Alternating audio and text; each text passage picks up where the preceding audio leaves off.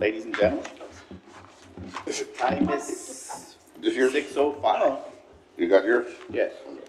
Time is 6:05, February the 21st, here at the Laredo City Council Chambers. I'm calling to order the City of Laredo Port of Entry Advisory Committee meeting. I'll start with roll call. Monica Salinas. Here. Carlos Fernandez. Here. A new member, Jesus Olivares. Here. Jose David Gonzalez. Present. Orfelio Quintanilla. Here. Luis Hinojosa is going to be absent. He called, he sent an email. Rick Lauren. Present. Arturo Dominguez, present. Emilio Richer, he said he was going to be absent. Last minute, he had a little conflict there in his work. Gene Lindgren. Here. Rodolfo Garza. Here. Jorge Cavazos, new president of the Laredo Brokers Association. Welcome. Thank you, President. Jason Hinojosa. Gerardo Maldonado, absent. David Quigg. Here. Thank you. Let the record show that the quorum of the committee members is present, that this meeting is duly called, and that the notice of the meeting was posted in accordance with the Texas Open Meetings Act. Can we please stand for the Pledge of Allegiance? I pledge allegiance to the flag of the United States of America and to the republic for which it stands, one nation, under God, indivisible, with liberty and justice for all. Any public comments, Richard? Any more? No public comments. Moving on with the agenda. Where's my agenda? First, approval of the minutes. Motion to approve. Motion by Mr. Gonzalez. Second. Minutes. Second by Jean. Any comments? No. Any comments? No. Motion to approve. Motion, move to approve. Favor, aye. Vote. Aye. Aye. Minutes approved. Items for discussion. First item for discussion. Discussion with Colonel Fuentes, titular de la Aduana de Colombia, Nuevo León, to request future plans for the Port of Colombia regarding the expansion of the bridge and any other matters incidents thereto. Adelante, coronel. Bienvenido. Muchas gracias por su presencia. Si quiere pararse, ¿puede o no? No lo vamos a interrogar ni mucho menos, sino simplemente le damos las gracias. Es un orgullo tenerlo aquí presente con nosotros el día de hoy. El comité, este es el puerto de entrada de parte del alcalde y los regidores. Entiendo que podemos ir a visitarlo, ¿verdad? Pero estamos haciendo transparencia en la ciudad para que todos tengan la oportunidad de comentar sobre lo que vamos a platicar y lo que queremos hablar con ustedes. La razón es que el doctor González de Codafront vino al Cabildo y solicitó que si se podía expandir el puente de Colombia. Entonces, el Cabildo nos dio la tarea a este comité para hacer una recomendación. Entonces, estamos entrevistando a todos los involucrados, todos los que tienen interés en ese puente, para ver qué se requeriría para poder dar la mejor recomendación para el Cabildo y el alcalde. Entonces, pues eso es lo que estamos con usted entrevistándolo para ver qué es la mejor recomendación que le vamos a dar al Cabildo y al alcalde de la ciudad. Y bueno, si quiere le hago la primera pregunta, es pues algún proyecto, algún plan que tienen dentro de las instalaciones de la aduana de Colombia, ahorita o en el futuro, plazo corto, plazo largo, ¿qué planes hay para la aduana de Colombia? Bueno, en principio, pues se está trabajando en la remodelación, se están implementando, mejorando, por ejemplo, los rayos X, vamos a implementar los rayos X, y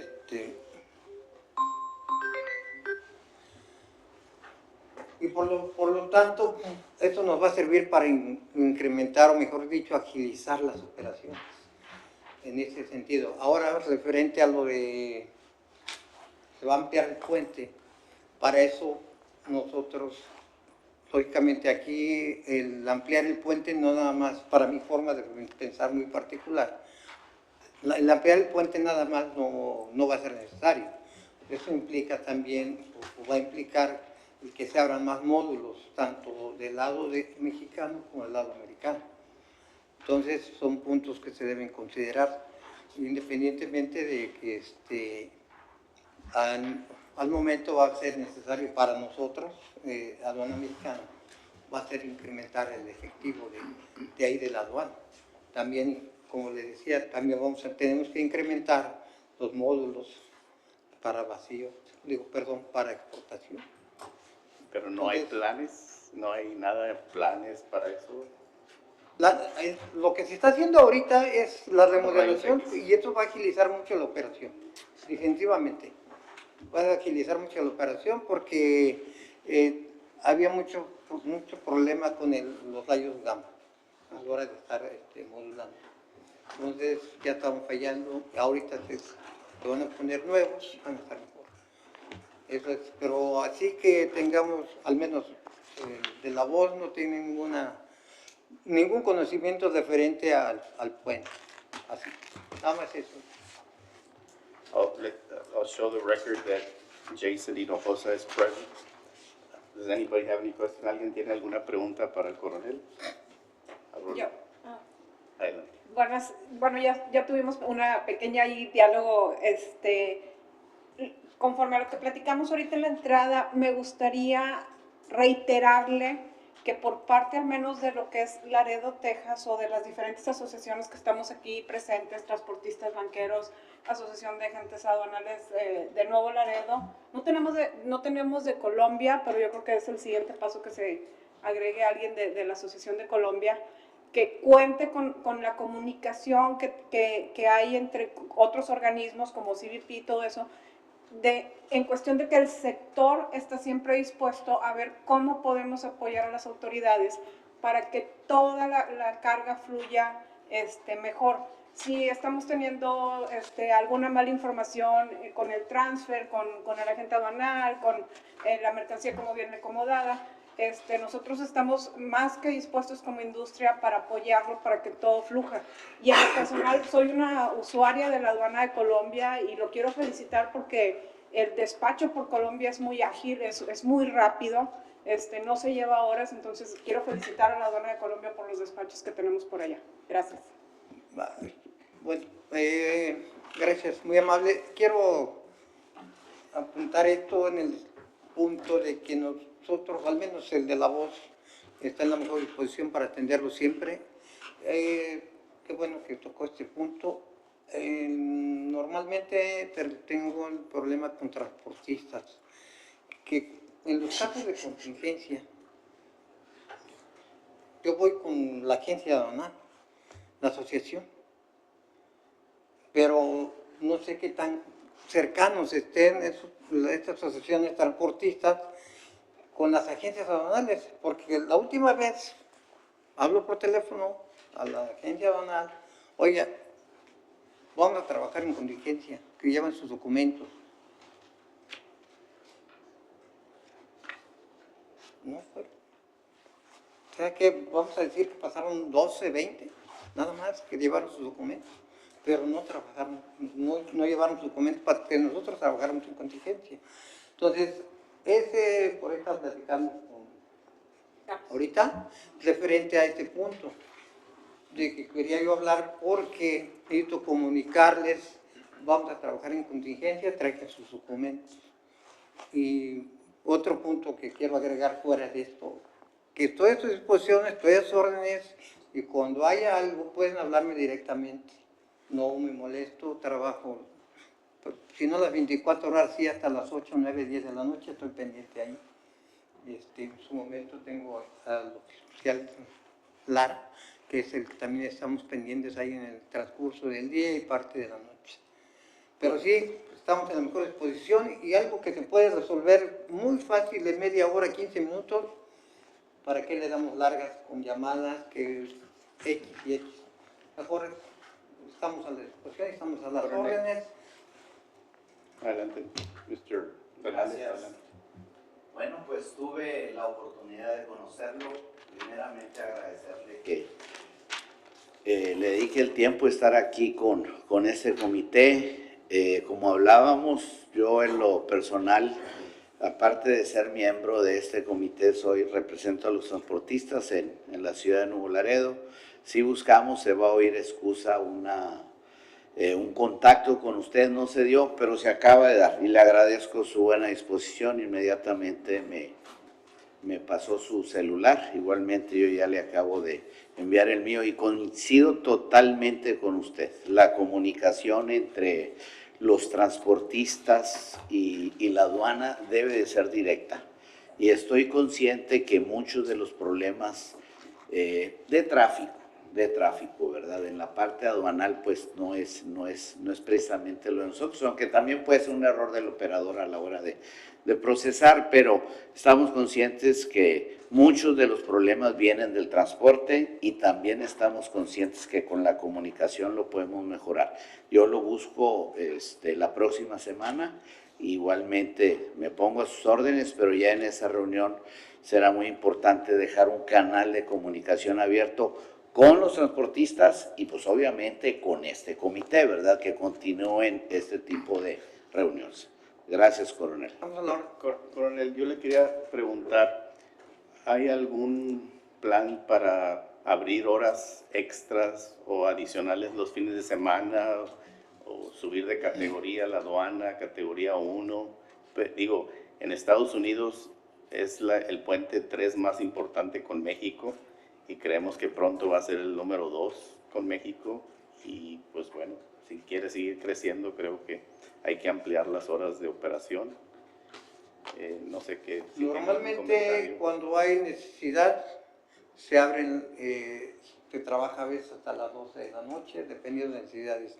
La ocasión pasada, no en esta, sino en la anterior, que hubo contingencia, y estuvimos abriendo a las 6 de la mañana, pero lo mismo, Y vio, para compensar ese tiempo, que no se pudieron llevar a cabo las operaciones como debe ser, se estuvo abriendo a las 6 de la mañana, pero no hay respuesta. Si le pongo números, no me lo va a creer. De los que pasaron de 6 a 8 de la mañana.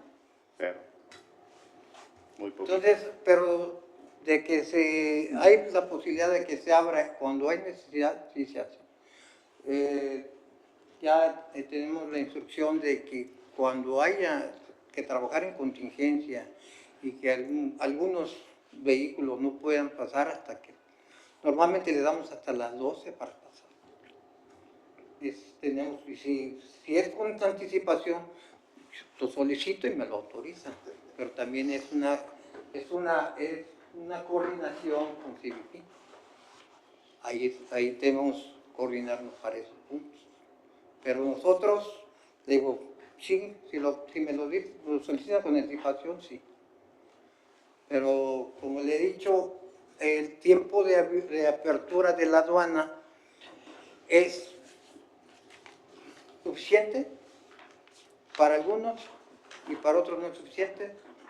Pero en conclusión, si ustedes alguna vez quieren ir a la aduana para ver la operación en el aspecto de importación, los invito de las 8 a las 12 del día o hasta las 2 de la tarde y vamos a ver qué porcentaje de operaciones se llevan a cabo, comparado con las 2 de la tarde a las 10 de la noche. Mucha diferencia, o sea, mucho tiempo ahí perdido. Ahí estamos nosotros para atender. De casualidad, usted tiene el estudio que hizo Codefron sobre el movimiento que había en Colombia. ¿Usted no tiene copia de ese estudio? No le entendí la pregunta. Codefron hizo un estudio sobre el puerto y el movimiento. ¿Usted no tiene ese ese estudio? ¿No le dieron copia? No, no me lo hizo de conocimiento, pero yo les comentaba referente a las operaciones. Estamos en la mejor disposición y sí, yo creo que todavía podemos trabajar un poquito más. Sí. Mr. Fernández. El tema de los horarios o el uso del puente es muy común escucharlo. Y como transportista, bueno, pues nosotros vemos que son varios los factores, no es nada más el horario de apertura y de cierre. El principal, desde mi punto de vista, es que ni el transportista y creo que ni el agente aduanal tienen el control de gestionar el tiempo. Yo lo diría, y aquí hay varios agentes aduanales, ¿quién de ustedes estaría dispuesto a darnos los fletes y decirles, oye, este ya no cruza ahorita en la tarde, lo voy a dejar para en la mañana, sin que busquen la competencia para que lo cruce en la tarde? Y por eso, pues nos vemos obligados, o sea, no es un tema de uno, ¿no? Número dos, ese es uno de los factores, hay otros. Y en el caso de la apertura y del cierre, lo que sí nos ayuda mucho a los transportistas es sobre todo el del cierre y cuando hay fila. El que se termine esa fila nos ayuda mucho. Porque al siguiente día el camión cargado no llega a las 6 de la mañana al puente, pues yo creo que se lo imaginan, ¿verdad? Son operadores que estuvieron ese día que no cruzaron 14, 15 horas en la fila y además de que es inhumano, es ilegal por el tema de las horas de manejo. Entonces, lo que nos ayuda mucho, en todo caso, si se va a recorrer los horarios, que sea el del cierre. 1 hora más, 2 horas más, nos ayuda a que el camión, en lugar de que se regrese y al siguiente día se vuelva a formar, pues ya termina el cruce. Mr. González. No, doctor. Sí, tiene un programa piloto que se llama UCP allá en Colombia, que está funcionando muy bien. Y yo sé que es una oportunidad para crecer, yo sé que tiene que aprobar con la aduana mexicana primero. Hay una oportunidad para crecer ese programa porque yo sé que hay mucha gente que habla sobre ese tema de la aduana mexicana y americana funcionando en un solo puente y cruzando todo y haciendo todo, facilitando todo el proceso en el lado americano. Pero yo sé que no mucha gente sabe de ese programa también. ¿Hay manera para promover este programa? Despacho en conjunto. Es el despacho conjunto. Despacho en conjunto. No te entendí bien. ¿El programa de despacho conjunto me hablan? Sí. Sí, lo pueden, porque yo sé que está bien limitado para cierta gente. Sí. Perdón. Nosotros trabajamos y todos los que llegan a solicitar y se ha promovido, ha habido algunos que no sabían, estuvimos promoviéndolo y nos apoyamos con CBP y a fin de cuentas a veces va incluso Codefron, nos lleva a alguien que quiere unirse al despacho conjunto, lo trabajamos con John. Cuando nos llegan a nosotros, todas se las pasamos a ellos para que ellos las certifiquen, las autoricen, digan quiénes sí y quiénes no. Nosotros los asesoramos en el trámite, ya que tenemos el trámite, se lo pasamos a ellos y nosotros no ponemos un pero para eso. Ellos aquí en CBP son los que, de acuerdo al currículum que tenga esa empresa o ese transportista, quien sea, va a decir sí. Nada más, eso. Pero sí hay problemas, hay probabilidades, podemos implementar buscar un medio para que se haga de conocimiento a mayor parte de la gente. Sí, ahí sí me permite. Sí. Respecto al programa de despacho conjunto, buenas tardes a todos. Buenas tardes. Capitán Manuel Lara. Bueno, su nombre, por favor. Capitán Manuel Lara, subdirector de Informática y Contabilidad en la Aduana de Colombia. Gracias. Adelante. En específico, para pertenecer a ese programa, las empresas deben de reunir ciertos requisitos, sobre todo de certificación. Son empresas que deben de estar certificadas, sobre todo aquí en los Estados Unidos, Certificados. Así es, sobre todo reunir esa certificación. Y sobre la pregunta en específico que hacía de promoverlo, sería en el sector, por ahí, con las aduanas, o propiamente los importadores, hacer promoción del mismo y hacerles llegar los requisitos, que sí son muchos, pero los beneficios también son muchos, porque el despacho de una mercancía a través de UCP, de despacho conjunto, es mucho más rápido, más expreso que por carriles normales. ¿Y cuántas máquinas de rayos X van a poner? Ok. Respecto al programa de modernización que está ahorita puesto en marcha en las aduanas fronterizas de nuestro país, para lo que es Puente Colombia se van a instalar en el área de módulos de ingreso, para nosotros importación, para ustedes exportación, dos por Z portal del proveedor Rapiscan, y un portal también para vehículos vacíos. Eso es en el área de módulos importación. En módulos exportación son también dos portales, Z portal, y en el área de turismo o vehículos ligeros, como lo conocemos nosotros, o el área de puente, por donde cruzan los vehículos ligeros, propiamente dicho, y autobuses de pasajeros, otro tipo de CarView, igual, de tecnología rayos X, del mismo proveedor. Aprovechando también, no sé si sea oportuno mencionarles que como parte de las obras que se están llevando a cabo para la instalación de esos equipos de revisión no intrusiva, se ha visto afectada la operación de la aduana en el sentido de que, por citarles el ejemplo de los carriles para el acceso donde termina el puente internacional, y ya son los carriles para modulación, de 6 carriles ahorita estamos reducidos a solo 2. Eso por ahí puede ocasionar, sobre todo en las etapas en donde a veces los sistemas, que no tienen palabra de honor, ¿verdad?, que a veces suelen fallar, se nos congestiona el tráfico, sobre todo sobre los puentes, tanto a la importación como a la exportación.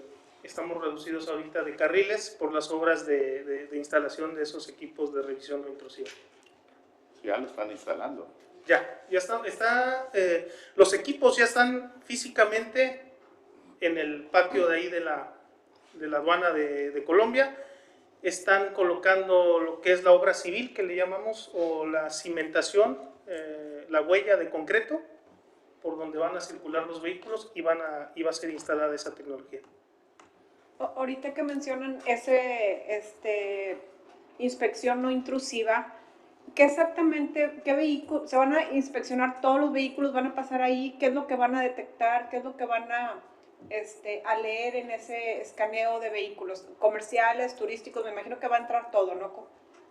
100%. Sí, la idea es de que al ser ese tipo de tecnología, lo más avanzado, lo último en la materia, en los rayos X, que sobre todo suelen ser menos intrusivos que los rayos gamma, que era la tecnología que teníamos anteriormente. La intención es que la inspección de los vehículos sea al 100%, porque por ahí se hicieron unos estudios desde que ingresaba el vehículo, vamos a hablar de un tractocamión, hasta que era totalmente escaneado por los sistemas, alrededor de 3 minutos. Más o menos. Entonces la intención es que el 100% de los vehículos, tanto va a ser carga a la importación y a la exportación, o sea, también va a ser escaneada los vehículos, tanto vacíos como carga, que vienen de México hacia los Estados Unidos, y también vehículos ligeros, turismo. Ok, o sea, va a ser de ambos lados, de norte a sur y de sur a norte. Así es, para nuestra importación y para nuestra exportación. Y por ejemplo, para el turismo no se elimina el semáforo fiscal, ¿verdad? O sea, van a pasar por esa intrusión y aún así el siguiente paso es el semáforo fiscal. Es someterse al mecanismo de selección automatizado, exactamente, para si le toca, bueno, dependiendo del resultado, rojo, reconocimiento aduanero, o verde, desaduanamiento libre. Sí. Eso, bueno, es otra tecnología, es el programa PITA, que sí va a seguir vigente, también en carga. Perfecto. Una pregunta. También ligeros. Sí. Una pregunta, y regresando al despacho conjunto. Dos preguntas. Una, en cuanto a la promoción, bueno, ya ahorita lo comentaban, yo creo que los mejores promotores son los que utilizamos el despacho en conjunto, los importadores, transportistas, agentes aduanales. Pero ¿hay algún sitio donde podamos encontrar los requisitos para que los importadores o que no quiera utilizar puedan encontrar esa información y registrarse? Pues si gustan, hacemos llegar la información a algunos de ustedes para que podamos promoverlo. Por favor. Nosotros lo hacemos a través de la agencia aduanal, es como hacemos esta promoción y lo se va haciendo. Aquí el contacto es Ivette Limón, la directora. Ella nos lo puede hacer llegar a todos. Se lo agradeceríamos Bien, bastante. estamos al orden. Y la otra pregunta es en cuanto a la capacidad instalada. De la capacidad instalada que está ahorita actualmente, ¿cuánto es la utilizada? Es decir, ¿se está utilizando al 80%? ¿Qué capacidad tiene ahorita de crecimiento? No lo entiendo. Sí, de la capacidad instalada que tiene el despacho en conjunto, ¿cuánto se está utilizando ahorita? Ok, bueno, ahorita es importante señalar que el despacho conjunto está para nosotros exportación, que es para ustedes importación. Sí. Ok, entonces ahí, no sé, bueno, hasta ahorita tienen de manera seleccionado para despacho conjunto un solo carril. Okay. Ahí depende la infraestructura también de CBP y del personal que CBP capacite específicamente para llevar a cabo esa función.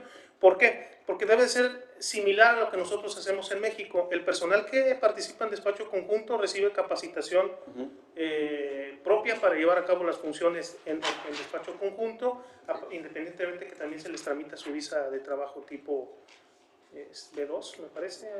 B1. Okay, para realizar esas funciones.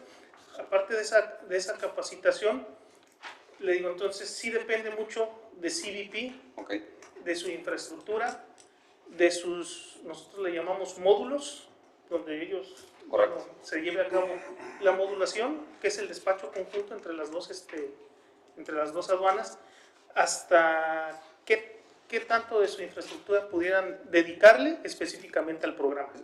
Entonces, por lo que entiendo, ahorita hay un solo carril que está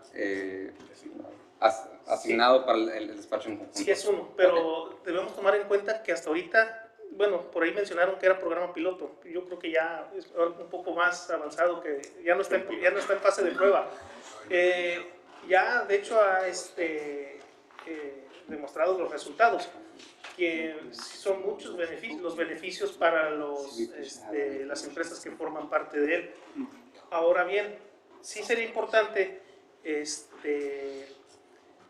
señalar ahorita que en este momento con el carril que tienen para el despacho conjunto no se generan filas en despacho conjunto. O sea, sí hay más capacidad, no tiene el dato exacto, pero o sea, yo quiero pensar que si se incrementa el volumen de las empresas que formen parte de ese programa, está en capacidad, yo creo, sí pide de abrir otro carril y sería lo ideal. Y con ese mismo carril, si ahorita se expande el doble, ¿todavía se podría? Sí. Sin problema. Sí. Okay. ¿Tiene el dato de cuántas empresas están inscritas en el despacho conjunto? El despacho conjunto. Lo que pasa es que el registro no es por aduana, no sé si tenemos un registro a nivel nacional, pero lo checo y les paso el dato específico de empresas inscritas en el programa. Correcto. Que realicen sus operaciones por la aduana de Colombia. Y si se puede la capacidad de ese carril y la capacidad que se está utilizando para promoverlo, ¿verdad? Decir que hay capacidad suficiente para duplicar y poder registrarnos. Sí, entiendo más o menos el sentido de la pregunta, que no promocionar el programa y de repente la infraestructura lo saturen y no sea lo suficiente para o no empujar a la autoridad de abrir otro carril, despacho conjunto, cuando no se está utilizando el actual. Es importante señalar que recae mucho sobre la autoridad aduanal de Estados Unidos. ¿Por qué? Porque el programa se está llevando a cabo Ok. en territorio americano. Muchas gracias. Orfelio, si mal no recuerdo los últimos números que yo vi de CBP, ese carril está ocupando alrededor, casi llegando al 60% de su flujo, pero es un solo carril y ya no tiene más volumen. Entonces, hasta que no llenemos mínimo hasta un 80-85%, Se puede ya conseguir, podríamos sí. ver abrir un carril adicional. Eso fue como en noviembre, diciembre, los números que yo vi. Perfecto. Casi llegando al 60% de uso de ese carril. Muy bien, muchas gracias. Jason. Una sugestión o una nomás, yo recomiendo este programa para Colombia en la razón, ya ven lo que el tráfico es de un puente mundial. En lo que ven en el mundial existen muchas calles, bodegas. Si miras en Colombia, en el lado de Estados Unidos, no va a haber espacio para el tráfico que haga flujo. Si no ponemos este conjunto de despachos, va a causar las líneas, las filas que se extienden mucho, y lo que vamos a invertir, todavía el dinero que está en plan para esa área está el 2030 ahorita. No hay dinero en plan para mejorar esa intersección de Colombia y las minas. Si no hacemos algo en plan para hacer algo con la aduana y hacerlo con despachos conjuntos, vamos a tener un problema con el tráfico, igual que tenemos con el mundial, ¿verdad? Será buena idea de Laredo, de los dos lados, y de Colombia, hacer estos despachos conjuntos, porque el plan del Puente 5, lo que los estudios es hacer lo mismo, es Unified Customs Inspection. Para tener uno en el sur, está bien tenerlo al mismo en el norte. Yo no tengo bodega en ningún lado, nomás digo, al tráfico de Laredo y Colombia, y para la región es mejor tenerlo las inspecciones juntas para que vaya el tráfico, ¿verdad? Mejorar el flujo y reducir el aumento de que andas esperando en las líneas, como dijo Mr. Fernández, esas muchas horas por los operadores andar en los camiones. Si podemos reducir ese tiempo, será mejor para todos y reducir tráfico, emisiones, todo lo que todos buscamos. Es una sugestión. Sí, ahorita, por el momento, mientras el programa de despacho conjunto siga solo para nuestra exportación, su importación de ustedes, pues relativamente el tráfico sería para nosotros. En caso de verse saturado la capacidad de la modulación conjunta. Me parece que también a futuro hay por ahí un proyecto también de que el despacho conjunto sea en el otro sentido también, a nuestra importación y a su exportación. Que estamos hablando de porcentajes, ¿en qué porcentaje está la capacidad de ese puente, tanto de IMPO como de EXPO? Capacidad en tanto la IMPO como la EXPO. Bueno, ¿En qué capacidad está ahorita ese puente de Colombia? depende todavía también de los días, los horarios y la temporada. Por ejemplo, cuando los sistemas, vamos a hablar por los sistemas de la aduana mexicana, operan al 100%, porque a veces los sistemas no se caen, pero empiezan a presentar como síntomas cuando por ahí empieza la lentitud en los sistemas, la intermitencia le llamamos, ¿no?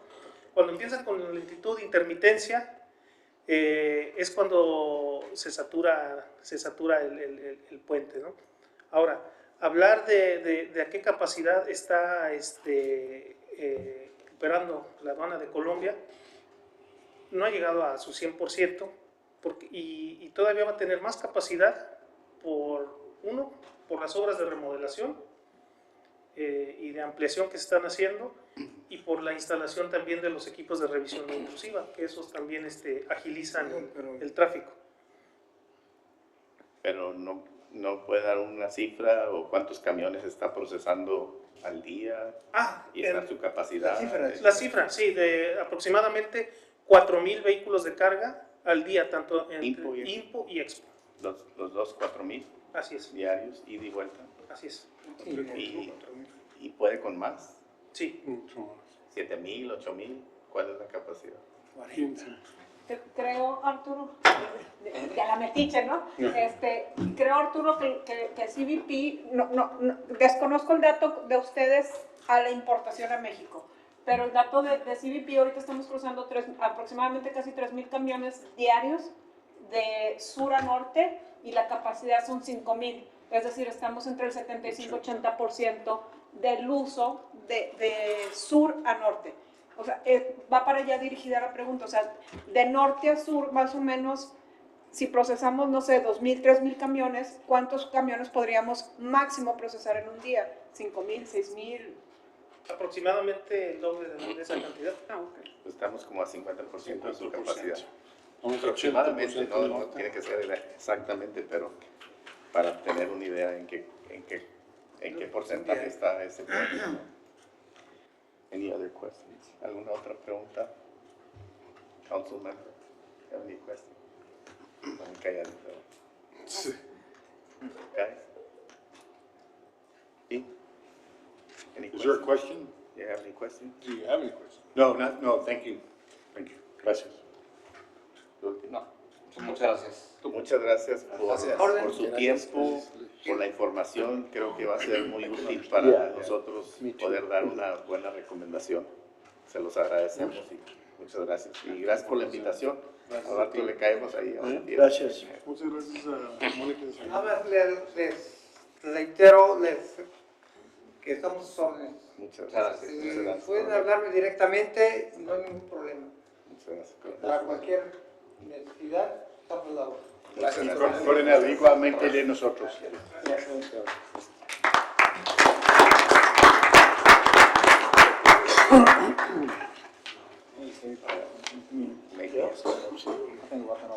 Next item.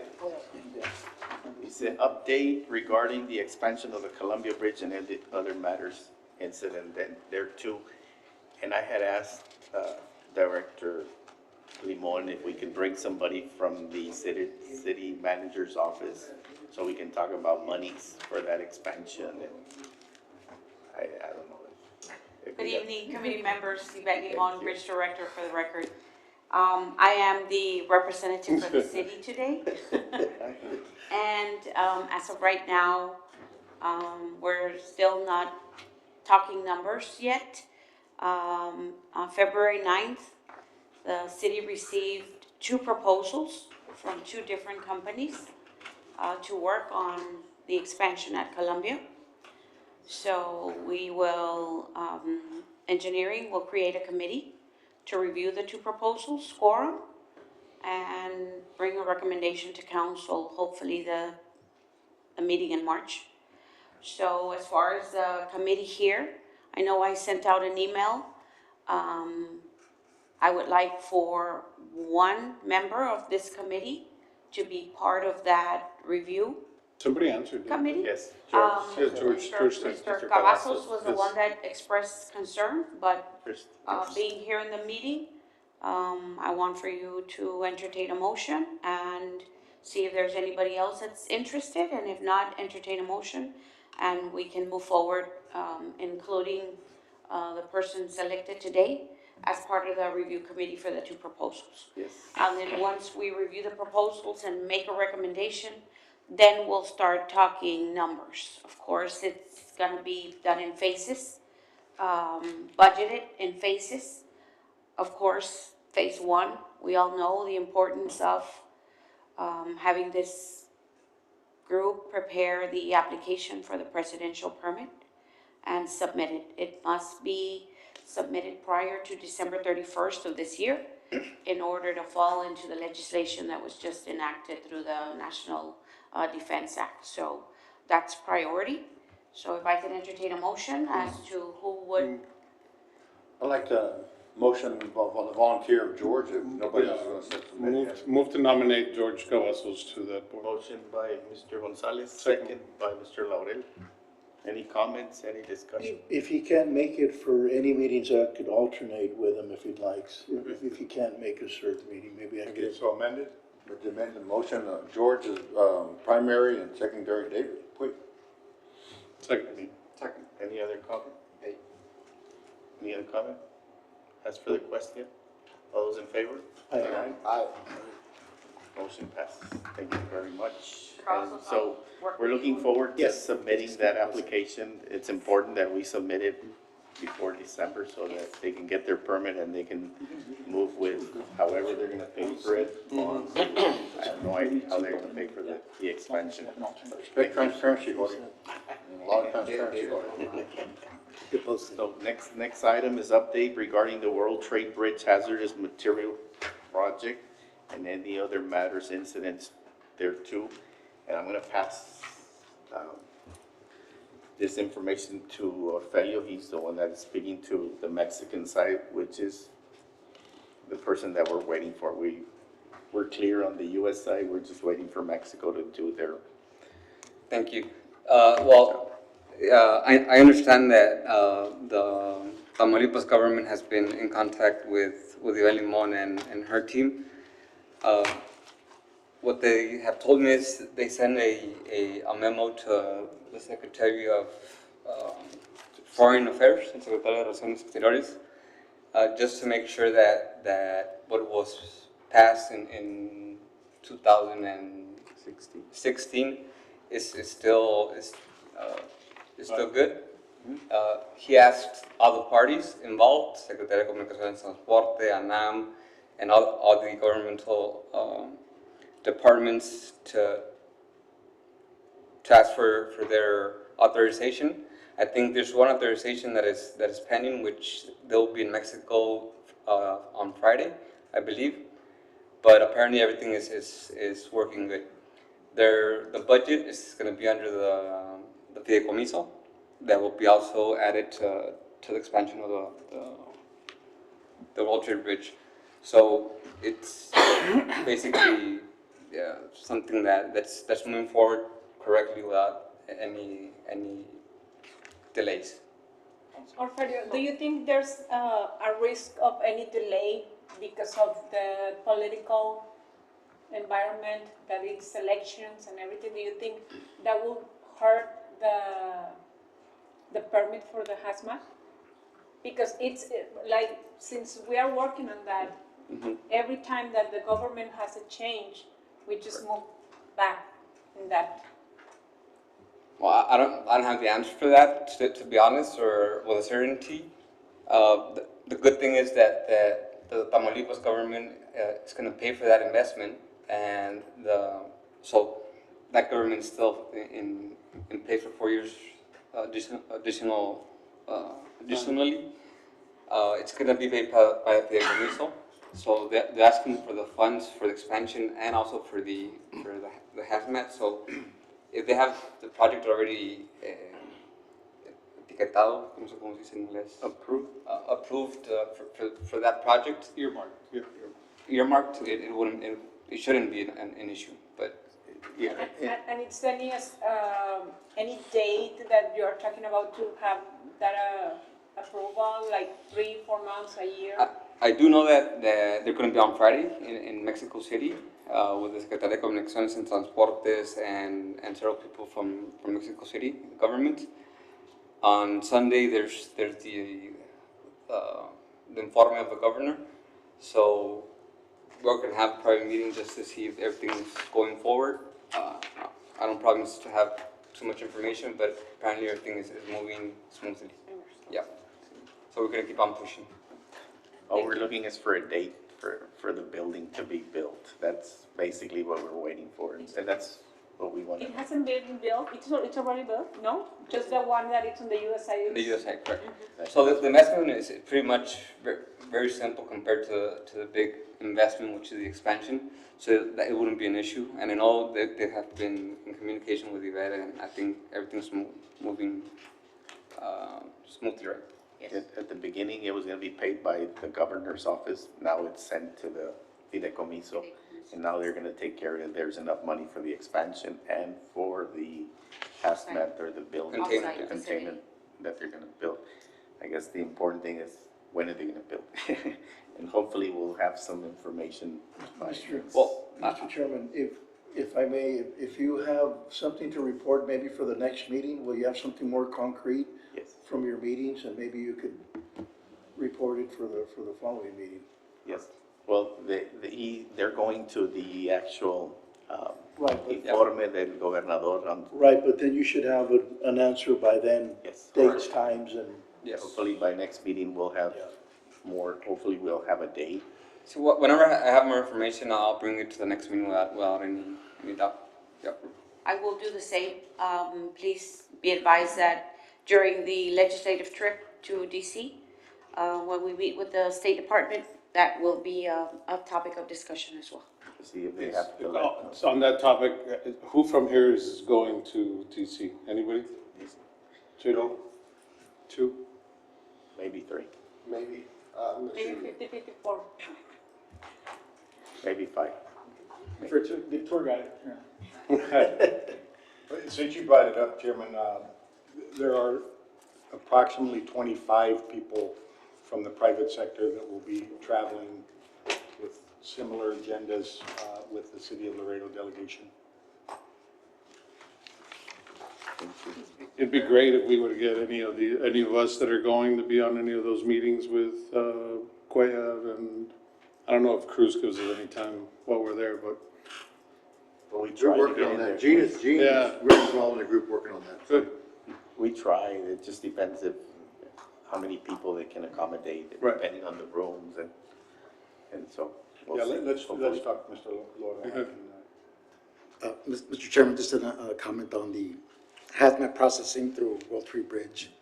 It's very well known that Customs, at least locally, has the position that they want the hazmat trucks to cross through Colombia for contamination reasons, out of the city, as far away from the city as possible. And I think that's kind of been their posture anytime the idea is brought up, but just the sentiment. So in spite of having the permit officially conducted by the state, right, that grants the authority ultimately, I think it will be an issue getting just Customs convinced by directive or trade bulletin to route hazmat freight. I mean, wouldn't Through that World Trade add more Bridge. volume to the bridge that we already have saturated? So there's something important with that permit. Mm-hmm. You can cross class 1, which is explosives, or liquid gas, which is class 2. Radioactive. So those things have to stay in Colombia. Colombia. But you'd be surprised, everything that goes through the rail, that is hazmat, that comes through all the city. I mean, there's a lot of hazardous material that comes through the whole city. And hold it, just That's a go good point. back a That's few years back that, I mean, back when Chewy was city manager, I remember we had a previous, whole Board of Entry, we had advisory committee that we had discussions. There's certain, like, corrosives that are beverage liquid based, they're corrosives. They're very limited, plastic pellets that are flammable. There's certain items that they're working on, I'm sure they have a better description, but they're working on that process to make sure that it's not, you know, they say hazardous, but just qualifies for hazardous because of DOT. But then there's still conditions that will have to be met, but at the same time, I know the bridge, before they went through with this, the bridge had to go out through an extensive remodeling, and we've got a better facility containment area than they do at Columbia at World Trade Bridge, and it's just been sitting there idle. It's not even, I mean, it hasn't been active, like, it goes back to Chewy when he goes out there, you might want to add to Yeah, that. the bridge has an entire undercarriage underneath it. It's got specialized drainage systems, as y'all were a part of that as we were getting it done. And at one time, even transporting sodas was hazardous. But those things have to be reviewed and put in their particular category, so it's evolved throughout the time, because there's always something else coming up, always. And it's something that's gonna have to be always looked at. And like Monica said, what stalled it? Politics.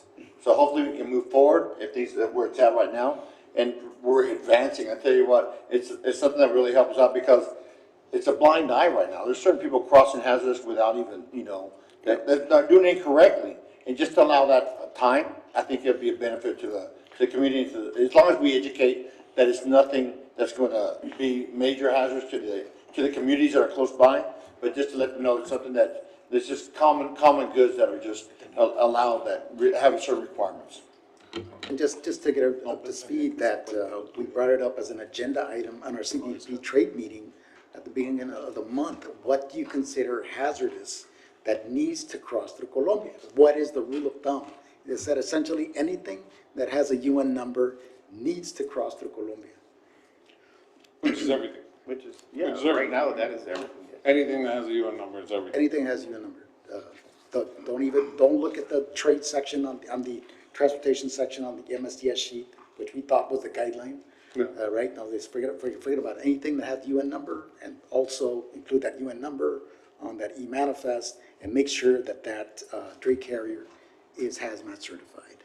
Is authorized to have the permits, the insurance to cross hazmat material. So, again, we know that they want to stimulate trade through Colombia. Again, they want to build up Colombia more, deviate more traffic through Colombia. So I just see it, I'm just anticipating that even though the infrastructure might be in place on both sides of the border, getting customs to convince them to allow hazardous goods or any kind of hazardous goods. Believe it or not, they were at our meetings whenever we were involved, and I know some of them are already retired, but hopefully, I know Albert's been around, and hopefully they would understand, but we gotta get it approved before we move forward with that step. Exactly, yeah. I just thought I'd share that. Yeah, but what was really detaining all of this was the Mexican government. And so today we see the light at the end of the tunnel. We can actually But they're see still it. detaining. I believe it's still on the Mexican side.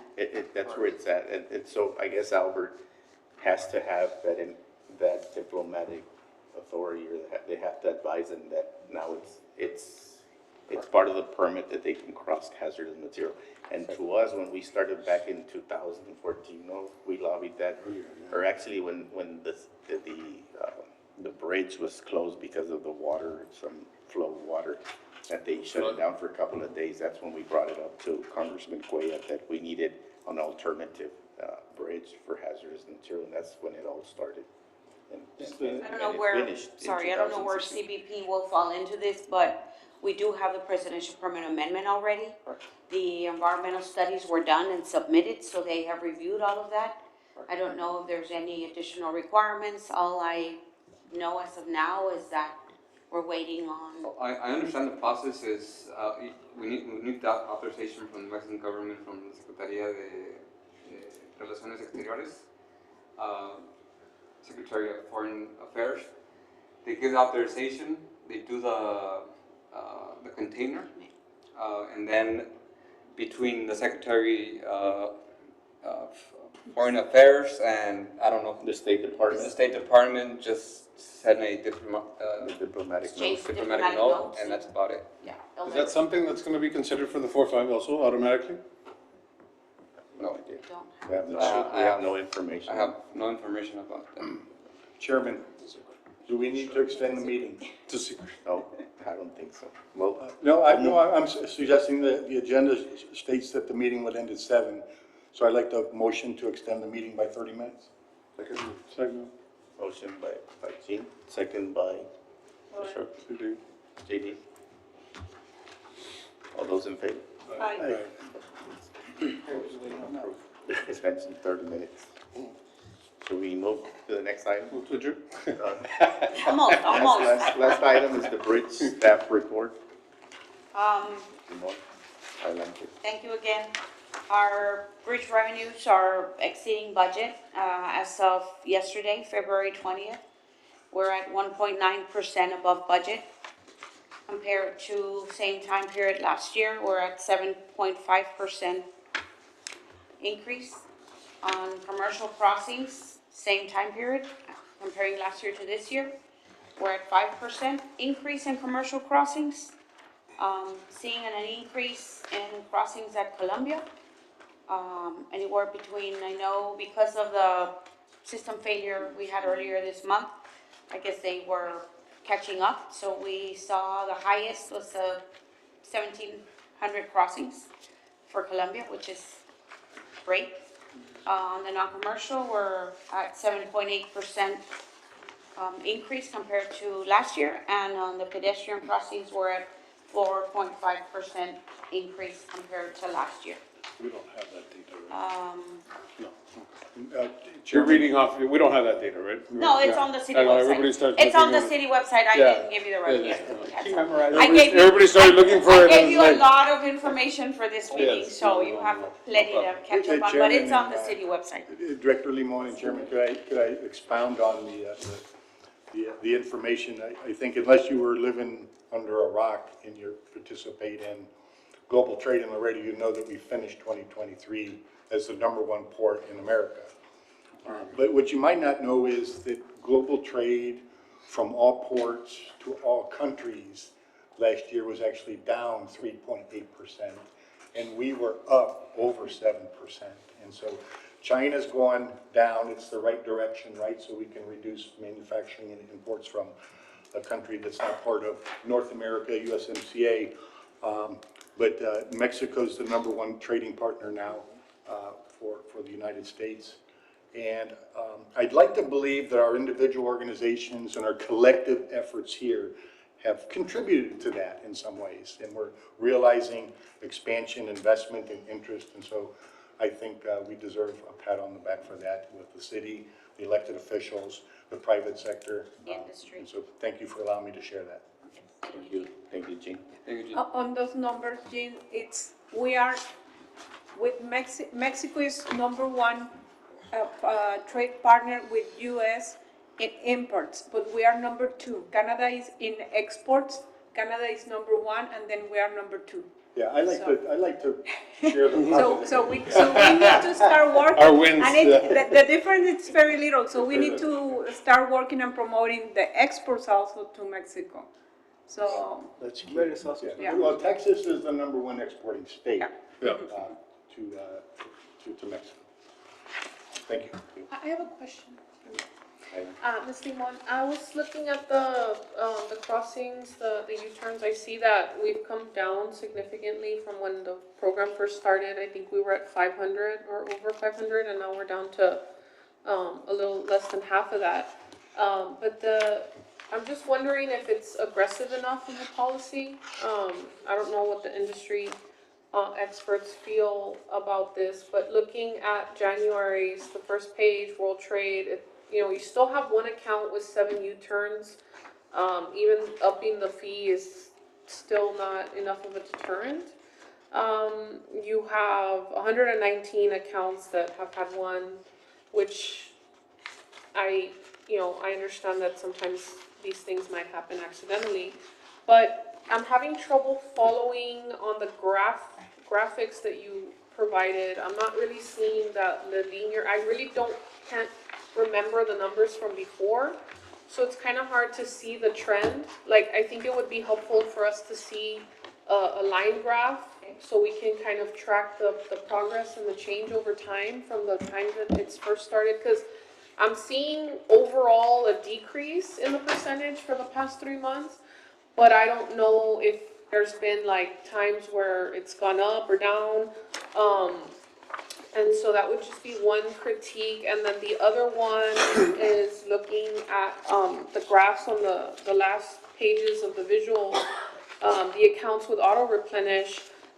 Are these for all 4 bridges, or is this just for because I'm seeing non-commercial and commercial. I think it would be helpful for this committee to see data specific to each bridge individually, so that they can address, just kind of focus on the commercial side when it comes to world trade, because I'm having difficulty understanding from this data exactly how many accounts, percentage-wise, of world trade users are part of the auto replenish, because it's including all the non-commercial, and I don't think that this group really is as concerned with the non-commercial on the bridge 1 and 2 as they are with specifically world trade.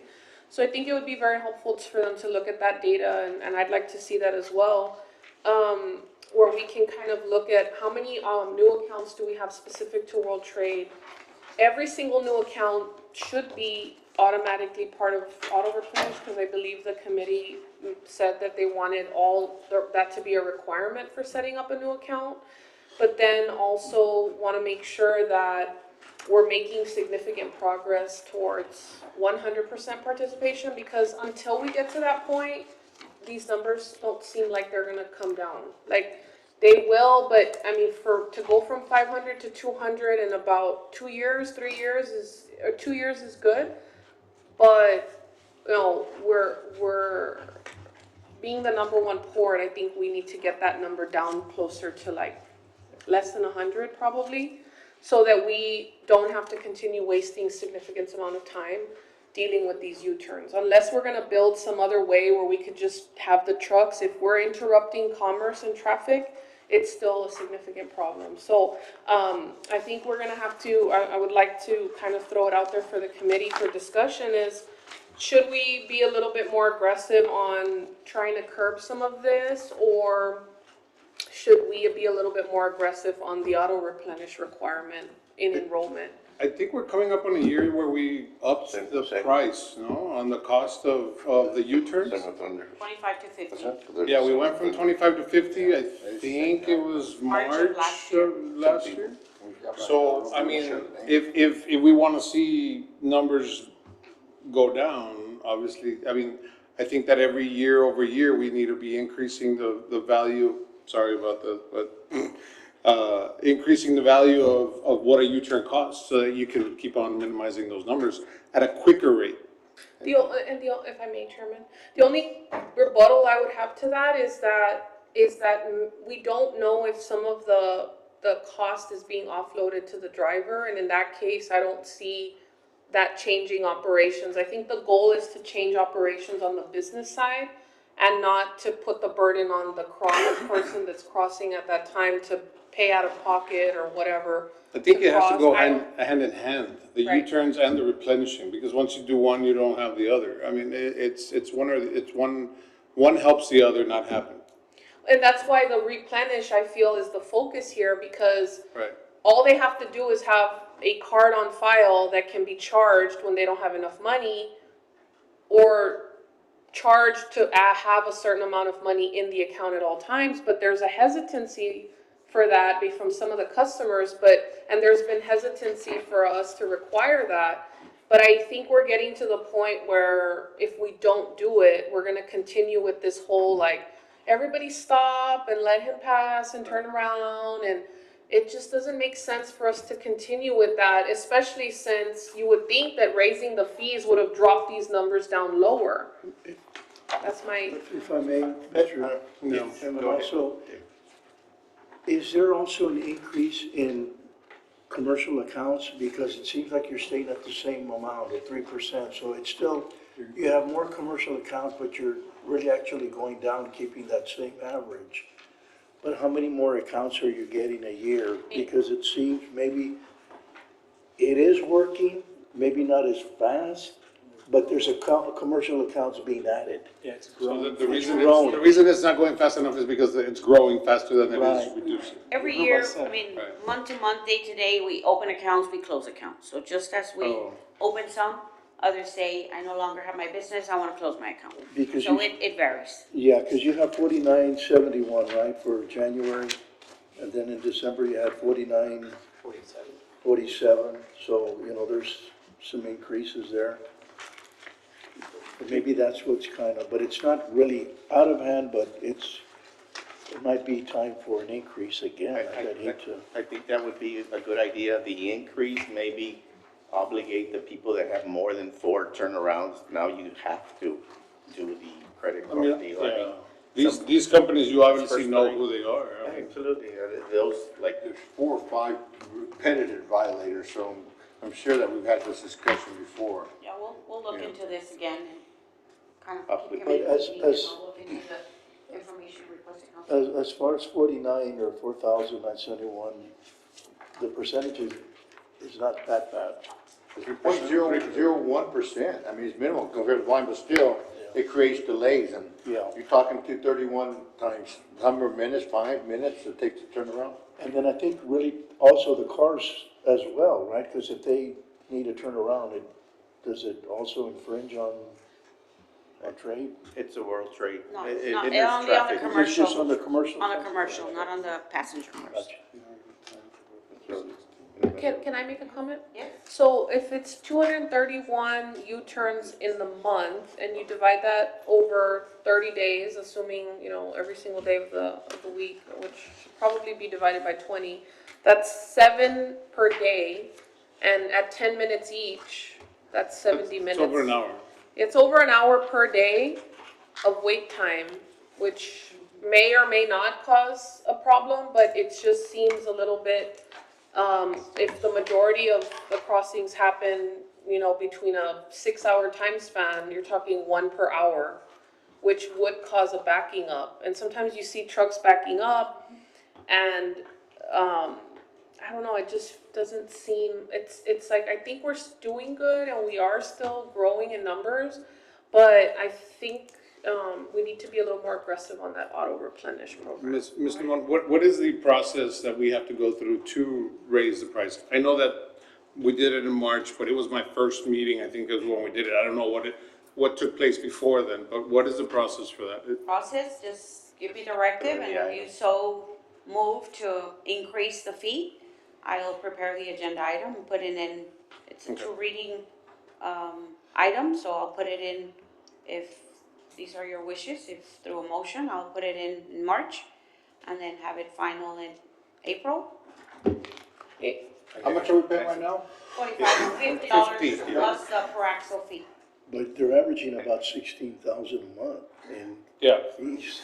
So we do the recommendation and then the council has to But vote just, on it. but one question, I know, because we really want to target the repeat violators, Yeah. they're the ones that are, can we just go ahead and do an incremental fee, say, hey, first time you got the regular fee, then after that, go up there and stagger? We've talked about it, and it's hard, the record keeping from my staff to say, okay, let me see this account, how many to charge? So the cleanest way is a flat fee, everybody, rather than you this amount, you that amount, based on what, and it's a lot of record keeping as on my I staff. can imagine because you have 4,971 accounts. I'll kind of get But with only staff, 60 be a little 100 more aggressive with the repeat offenders, 162 of them. and force them to go auto replenish. Can I make a comment on that? Because if you have one account with 7, right, so add up the number of offenders that are like repeat offenders, it's like 30, 20, 30. I don't see why we can't we can't tackle those separately, like those, you know, maybe, I don't know, there has to be something, because it could be one company with 7 different drivers experiencing this issue throughout the month, right? Because this is one customer. A letter yeah. from the So I mean, the councilwoman? one-timers are not so bad, but it's the other ones. Excuse me? A letter from the councilwoman? I don't know how much pull I have on that, but I'll write them a letter. But I would like Ms. Limon for, you know, I know it's confidential information, but I would like a report on that. I'll get something. And maybe I can look at it with council and in the Friday packet or in a confidential form, that we can see who the offenders are, and then we can tackle those separately, and I think that would help a lot. And Director, is it possible that also that these multiple offenses happen from the same company, all happen within the same few hours of the same day? If they're sending It multiple varies. trucks? It varies. Boom, boom, boom? No, it varies. I It think could be one maybe- day, and then they go a week or so, and not have a repeat offense. It varies. Is it possible to visit these habitual offenders? It is. To their Yeah, office I'll- and give them and warn them of a fine if, which they're already getting. Well, they're already getting fined. Yeah, but that's a small one, but. I can't warn them of a fine if it's not per ordinance. Right, but maybe it's something that we But I need to can think about to mention to go them after that- these specific. You're looking into increasing the fees, so I could mention that, but Carlitos, no te afecta a ti, ¿verdad? No, pues, Vamos a... No, él no sale más con reporteros. por un lado te afecta, pero por otro lado te beneficia. Porque si con eso logramos reducir los U-turns, mejorar las filas, digo, el sector va a decir, pues qué bueno. Ahora, una pregunta es, ¿realmente esa es una causa por la cual se detiene la fila? O vamos a decir, esos 10 minutos se vacía el puente, pero no hasta los módulos. Y una vez que se mueve, se llena. Es decir, se abre un gap, pero se cierra. Si realmente eso nos hace más larga la fila, pues al que le toca pagar, sí le va a molestar. Pero al sector en general, pues le va a beneficiar, porque lo que realmente cuesta es lo largo de la fila. Nada más no digan que dije yo, ¿verdad? Lo que hace Está todo grabado aquí con el- lo que hacen el personal es en lo que están llamando a la oficina y verificando si hay fondos. El tráfico sigue. Ya al punto en que determinan que no tiene fondos y que se tiene que hacer retorno, de entonces detienen, el tractor hace vuelta y sale. No son 10 minutos, es rápido, es de un periodo de 1 minuto en lo que tarda el camión en dar vuelta y salir. Y sueltan el tráfico de nuevo, pero con volumen paran un poquito y... Sí. No, ya estamos, I'm sorry, go ahead. No, just to listen to Carlos, just to make sure that he wasn't going to guilt him. But with that being said, you know, considering that we already raised it to $50, and you know, you still have those violators. I mean, it's a penalty.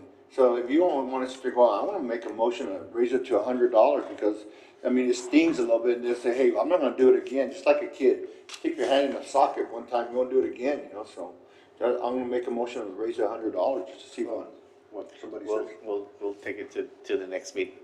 Adelante, Juan. ¿Ibas a decir algo? Yes, I know. Yes, it's okay. Yes, I know. Any- It's not just costing the line with the trucks, it's also costing Can we have a money second and so that we time can continue with the discussion? people at the bridge. I mean, it's costing money to the city also, with people putting to call, to find out why you don't have money, are you gonna put money? Like, it's not just the line, it's costing money to the city also. It actually goes down to the consumer. Second? What are we doing? Second to the... second. Oh, yes. You know what, and like Arturo said, if you want to sit there, we can postpone it for next month or make a vote now, and we have further No, discussion. it's not in the. Not on the it's agenda. So make it for the next. Yeah, for the next, any other information to report the bridge? Yes, I gave you all updates. For those that are tracking the updates of the World Trade Bridge expansion, I gave you November, Oh, thank December, you. January updates. But I am excited to announce that the Department of State has sent us confirmation in writing that our application has been deemed complete and has moved on to the review process. So our application for the World Trade Bridge expansion is in the review process and hopefully expect to receive a presidential permit soon. What is the average wait time for them? I mean, that they usually take? Oh, with the new legislation, they said 60 days for the State Department to provide a recommendation to the White House, and then 60 days for the White House to issue the presidential permit. 120 They don't days. answer, it's an hopefully- automatic Yeah, by default. right. It's not after the, The 60 days. After the if 60 the- days, it's an it automatic becomes automatic, yes? approval. If they Operation. don't answer, Oh, yes, nice. it's an automatic, yes. That's for the expansion, right, of the World World Trade Bridge? Trade. And do we have any information about the application for the Bridge for Five? Or like, do they already also apply and it's in the same I process? don't have that information. It doesn't belong to the city. I haven't been advised of anything. I Problem don't is know that if it's not with the city, leaders so we don't have that information. that information. So there's no way we can. I don't have it. I don't know if, The I can county check has with it. our city manager's office to see if they have any information. They're not gonna share that information. And lastly, I attended the Border Trade Advisory Committee meeting yesterday in El Paso.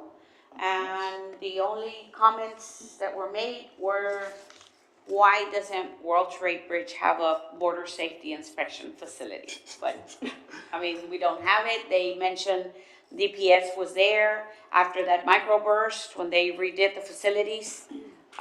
DPS was no longer inside the port. But the next BTAC meeting will be in April in Brownsville. Were they mad that we didn't get inspected at the World Trade Bridge? They were upset Oh, that they we were were the kind only ones that of, didn't? it seemed like they were bothered, right? Why the biggest port doesn't have a safety facility versus the other ones. But But we have Junior, which is Columbia, that is being inspected. Thank you. Thank you. And Gracias a then Dios on February 12th, we had a meeting hosted by IALFA regarding the protocols for when the system fails. I'll let Mr. Garza from Alpha elaborate from that meeting and what the plans are moving forward. Thank you. Adelante. Yeah, we had that meeting, some of you guys were there. And basically, we agreed on have a period of 25 days so we can elaborate a draft for a comprehensive code for that outlines how should we proceed in an event of disrupting the traffic on both bridges, Columbia and World Trade Bridge. So we're working on that draft. We're working close to CBP. If any of you have some inputs that we can, put there, that would be very welcome. And we're gonna do a follow-up meeting, I guess in 3 weeks, more or less. We haven't decided the date yet, but we'll keep you informed to the whole community. And we're probably gonna present a draft, and from there, we're gonna perfect it or make it better with all the community, all the stakeholders' opinions. And that's what we got from that meeting. Mr. Garza. Go ahead. You know, I could add, I know I missed that meeting, I had other commitments, but I thought it was very important, and there were some discussions that were made that I think there's misunderstandings, and I know that one of the things that CBP has, they have a 2-hour window, and then they can go ahead and do a conditional release. Reason why that's established is because there's a bonding system on the U.S. side. So we got that grace period where we can recall it back, but in Mexico, they don't. So because they don't have that bonding system, unless they go through legislation, the challenge is still there. And it won't be happening anytime soon. And the thing about it, every Friday, that bridge system seems to be going down. We got to find a solution. And the recommendation, I know that this is an advisory committee, and I kick myself for not being able to attend that meeting, but at the same time, I started thinking, we should do something, and the city needs to get involved where, let's say, for example, we have a caution line, a yellow line, that once the line is established, say, hey, we have an issue, we have concerns. Then we create a red line. I think to say the yellow line would be like more or less in between from World Trade Bridge to past Mines Road, where the last exit is, where trucks can still get off if they don't want to be involved. After that, maybe a red line where it's a stop line, because the traffic's not moving anyway.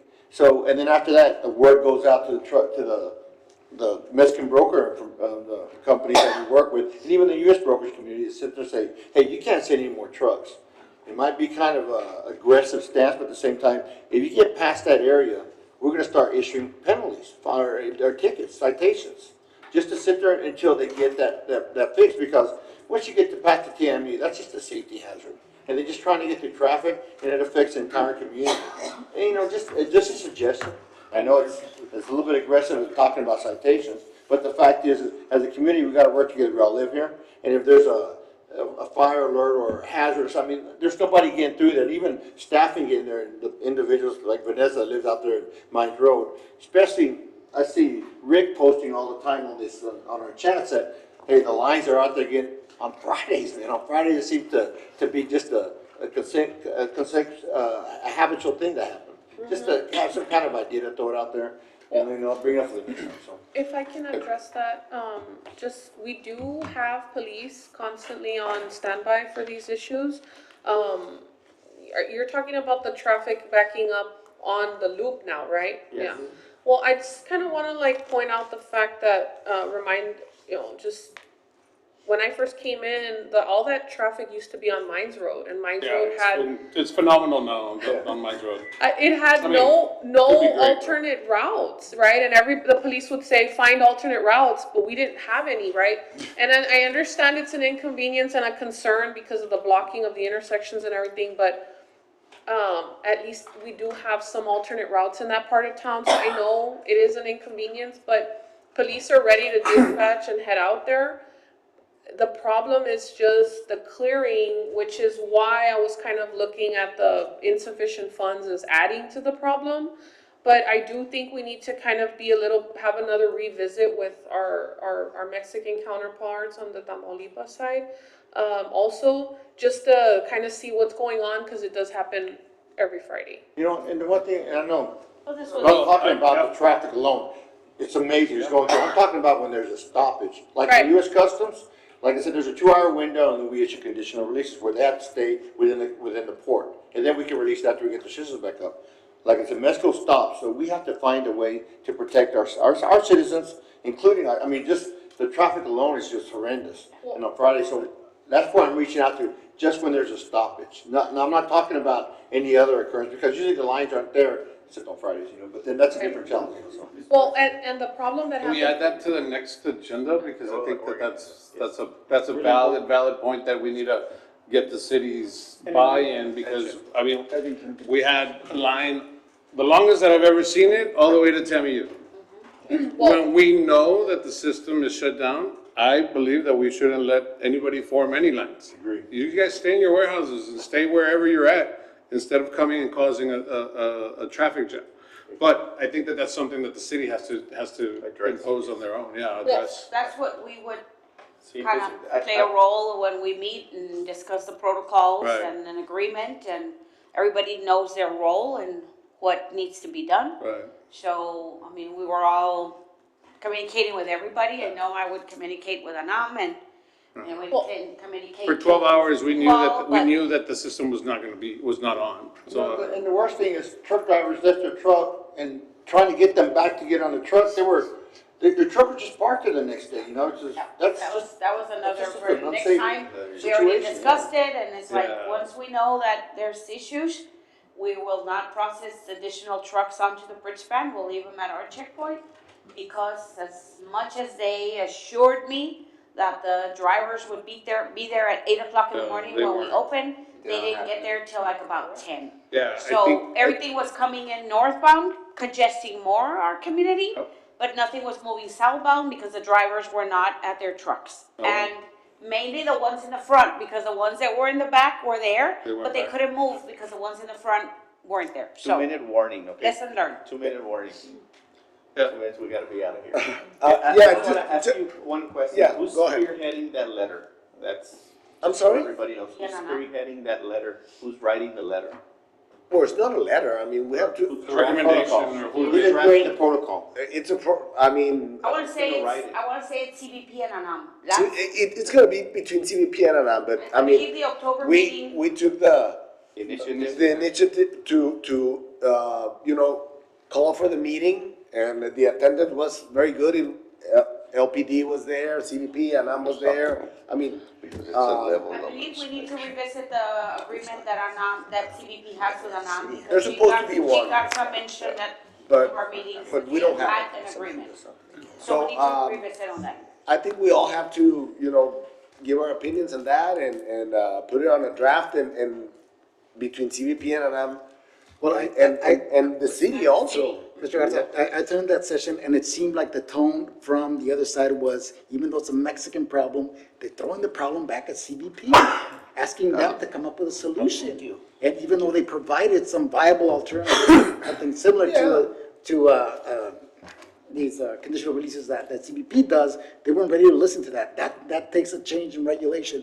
But they're coming to CBP for a solution, and that's just not gonna work when the problem starts on the Mexican side. Yeah, I don't think CBP is gonna be the one that. Motion to add Yeah, 15 no. What minutes. else can they do? Second, to add They 15 process minutes. those empties. No, but Motion to add the 15 thing, minutes. the motivation for this is not to fix the Hold on, system. hold on. There's a motion to add 15 Motion to minutes. add 15 minutes. Second, yeah, second. Second by Mr. Laurel. All those in favor? Aye. 15 more minutes. I mean, what I'm saying is that we're trying to have a contingency plan for when that happens. I mean, we're not gonna fix the system. Like, JD knows it very well, he just said it, and many of us knows it. We don't have a bonded system in Mexico, and that's not gonna happen anytime soon. Has anyone suggested a viable solution to Has For the any, systems? no, for these You know, it goes situations? back to the city because the city controls the streets. Yeah. They should go out there and say, hey, we're gonna be responsible, we're gonna take responsibility for this. You guys get off the streets or get a citation. Let me, But let, put the let me, burden let, on let the me, US. let me Just just, for the next meeting. let me just point Good something topic. out. It's a Let very me good just topic, point though. something Great out. topic. We got And I'm gonna ask Carlos, how long are the lines from Mexico to the US? ¿Qué tan largas están las líneas? Las líneas de exportación de México a Estados Unidos, De todos Expo. los días. De Expo. Todos los Sí. días. average, Todos los días. promedio. Híjole, no. Pero no están adentro de la ciudad. Within the Sí. city. No, I know that. But I Pero mean, están we- igual que las de aquí o más, no, están más. más están que las de aquí. están I más. mean, It's we have because the same we- lines, so, In order, and I mean, it's, But- you know. but you can't, in order to compare, you have to say, like Colombia, there's no infrastructure, no city, Exactly, there's no I nothing. understand that, but what I'm trying to say is, we're not trying to fix the system, because that's another problem. We're trying to have a protocol for whenever the system or a tornado or whatever happens, Process will be. disrupt the traffic, what the process will be to Shouldn't- mitigate. Shouldn't that process be in tune with Laredo's process, so that we can all be together, know what to do together, instead of you making your process, us bringing up with city council, and they do That's- another process, and then we have several processes in That's place. the idea. Right. Bueno, That's pero it. si hay algo crítico en la aduana hacia México. Sí, claro. Bueno, espera, todavía ni lo digo. Claro. No, pues es No, que- lo crítico es que no abren todos los módulos. Eso es crítico. ¿Para qué queremos la infraestructura que tenemos y estamos haciendo otra ampliación si los módulos que tenemos por recursos, porque cuando lo hemos visto no los abren? Entonces en eso sí debemos de empujar. Sí, claro. Que abran todos los módulos. Y que Pero hay ya módulos- mencionó ahorita- el sistema PITA, módulos de el sistema PITA hay que- DOLA, Ahorita me esos pescaste son frío los con lo de no. la fila. Sí, por los horarios durante el día ya La hay mañana más y hay fila. en la tarde acá, ¿verdad? Pero Ya lo acá las sabemos. filas que se hacen son mucho más largas, en ciertas horas, también problemas de horario, pero están trabajando la mitad de los módulos que tenemos. Eso sí hay que empujar. Yo lo comenté en la reunión que se hizo, de que pues vivimos en contingencia pues todas las tardes que se hace la fila. So bring your ideas for the next meeting and we'll put our That would help. 2 cents together and we'll send it to the city council. I mean, do we have to do a motion to put this agenda on the next? No. All right. We'll just put it over. If I can add really quickly to that, and I know we're gonna talk, you all are gonna talk about it next meeting, but I just wanna, two things, right? So when that whole system was down, I was monitoring, and by like 8 o'clock, it started at 3. And my concern was the kids are getting out of school. What are we gonna do? Let's make sure the buses don't get caught in this mess, right? 3 o'clock, so keep in mind, these truck drivers that were in line at 3 thought they were gonna cross, within a few minutes, because the lines were not long at 3. System goes down, now they're at the front of the line and they're basically stuck because there's no way out. It was around 8 o'clock at night when I said, this is still down, and now the lines are all the way to Tamil. Where was that line at at 3 o'clock? It was just starting at 3. It went down like really, So then the lines were all the way to Tamil. So then I said, well, the system has been down for a long time. What's the status? Then they knew that the system probably was not going to come up that night. And my suggestion was, let's tell everybody to clear, right? The problem is that we don't have anywhere for them to park. We don't have a designated parking, so I was gonna suggest that you all add that to your discussion next meeting is, where would these trucks move to? And then, at what point would we initiate the moving them out of the way, right? Because the bridge is open till midnight. So if we had moved them at 8 and the system came up at 9, that was kind of the fear, is that these people that had been waiting 5 hours in the front are now losing their place in line because nobody anticipated that the system was gonna be closed all night long. The other issue we had on our end, which I think is another point that you all should bring up for the next meeting, is what is the city policy on, at what point do you clear the roads? At what point, at what point do you engage, and at what levels, right? And that way, if we do make the decision to close the bridge, it also helps us with our bonds, because our lenders want to make sure that we're not just closing the bridge on a whim, right? You know, we've never closed the bridge in 24 years. So that was also a tough pill to swallow for management to make the call for the council to like close the bridge, right? The mayor was prepared to issue a declaration of emergency if he needed to and close it, but I think that there was just those logistical issues as far as these guys have been waiting here in the front. Why make them clear out and then come back later and wait at the end? So I would appreciate, I think council would appreciate some directive from you all as far as those two main issues, right? Like, how do you address, where do you send the trucks? And then how do we create that fairness and that safety concern as far as like, where they're gonna go? And then at what point do you initiate, like, call it, you know, project shutdown or whatever?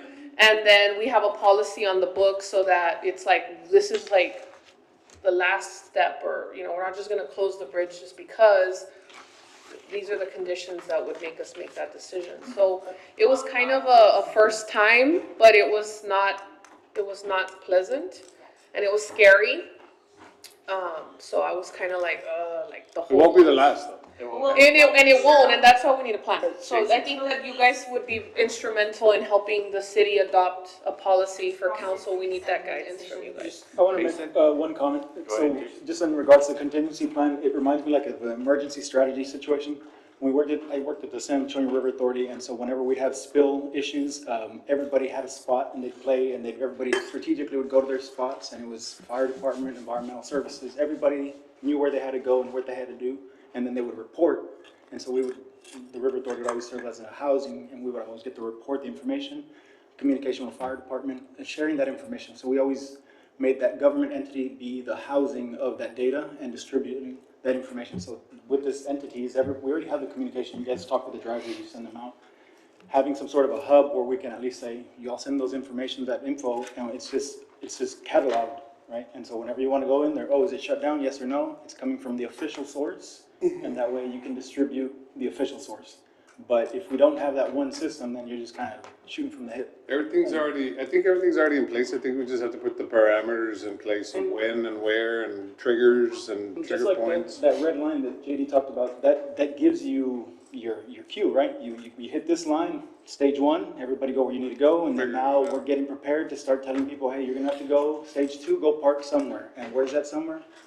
Figure it out. I think that's gonna be the toughest part, because where are you gonna stick 8,000 trucks? Well, Vanessa, the one thing they're at their yards anyway. I mean, just real quick, because I know we're running out of time, I don't want to extend anymore. But the fact is, they've already contingency planned for phase two. It doesn't matter if they get out of line, because they're gonna get back into it, and Customs works in a manner where, hey, we're waiting for the last truck. They go out there and they work overtime just because they know there was a situation. So they always extend their hours, right? So they continue processing. So regardless of whether they're in line, they're gonna keep on going through. The fact of the matter is, we just gotta get to, as stated, phase one, phase two. Help us with that. Let's move on. Let's move on. Other business. We just went over other business. Very quick. That was other business. Hold on, very quick, and for the next meeting, I want to make, I don't know if it's a motion, but I want to make a motion to maybe consider give a chair for the Asociación de Colombia, since we are going to have a lot of changes with the bridge, with the expansion, with the Nuevo León and the carretera. So I think it's important for them to be sitting here in this committee, even they don't have a vote or maybe have a vote. Codafron has a chair here. They haven't sent anybody. If they are not coming, pues let's remove it and have Asociación de Agentes Aduanales de Colombia. Like, Nuevo Laredo has a representation through Alpha, but Colombia doesn't have, and we need that information here. Yeah, open. So for the next meeting, we can vote or we can. What does an alpha cover Colombia? Huh? What does an alpha cover Colombia? No, Alpha is Why just does it not? because there are different states. Just because of the states? Yeah. Okay. Before it was. No, my apologies. Trey was gonna say something. I was gonna ask a question, on the down system, how many hours was the system down? It was down all day. 15. Starting at about 11 o'clock in the morning, and it went through all day till 10 o'clock when ANAM shut it down. You can say. About that right now, 12 staff hours. just notified us that traffic hasn't moved. Ken checked with ANAM, The system has been down for 8 minutes, Right now? right now. Is any traffic diverted to Here we Colombia? go again. Is it nationwide or is it just World Trade? It didn't say. Is it- It should is be local or nationwide, it's nationwide? never, it's Yeah. never just port. Can you port. ask? Yeah, so. We'll see what happens. Yeah. Send them over there.